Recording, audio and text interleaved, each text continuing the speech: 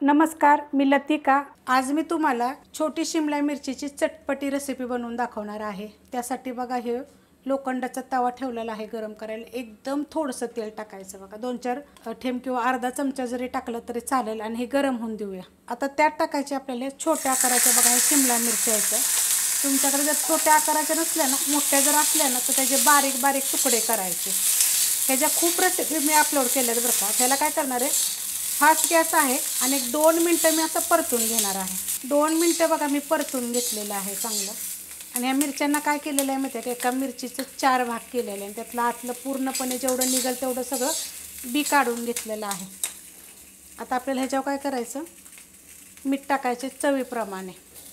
अशा गोष्टीला काय आहे माहिती आहे का, थोडंसं मीठ असावं आणि मिक्स करून घेतात। ह्यात तुम्ही का नाही हिरव्या मिरच्या पण 2-3 टाकू शकता बरं का अशाच, किंवा कुटून एकदम बारीक कुटायच्या आणि मग जेव्हा मी तुम्हाला सांगेल का ना की ह्या टायमाला टाकू शकता, तर त्या टायमाला टाकायच्या।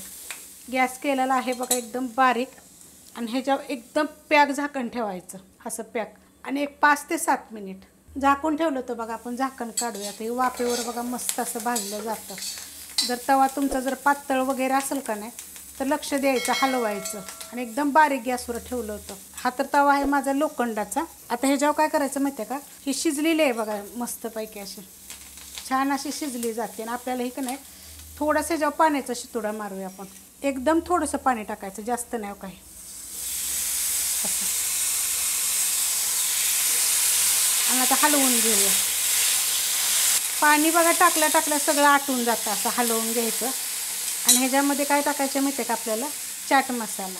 जर तुम्हाला चाट मसाला टाकायचा नसेल ना, तर लोणच्याचा जो खार असतो ना, लोणचं बनवलेलं, ते जरी टाकलं तर चालेल। आणि ह्याच्यावर टाकणार आहे थोडीशी मिरची पावडर। आता ही मिरची पावडरच्या जागी तुम्ही हिरवी मिरची पण कुटून टाकू शकता बरं का।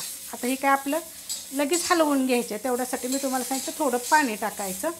पाणी टाकल्यामुळं काय होतं, खाली थंड होतं, थोडंसं हे गरम आहे ना जास्त, मग आपण जे मिरची हे जे टाकतो ना चाट मसाला, तो जळून जात नाही। एकदम बारीक गॅस आहे, कारण आपण गरममध्ये झाकून ठेवलं होतं। ह्याच्यावर परत आपल्याला 1-2 मिनटासाठी झाकण ठेवायचे, म्हणजे चांगलं वाफलेलं आहे।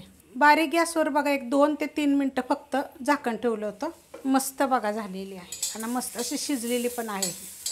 अशा पद्धतीत करायचं, वरण भाताबर, भाकरीबर, चपातीबर एक नंबर लागते। करून बघा एकदा।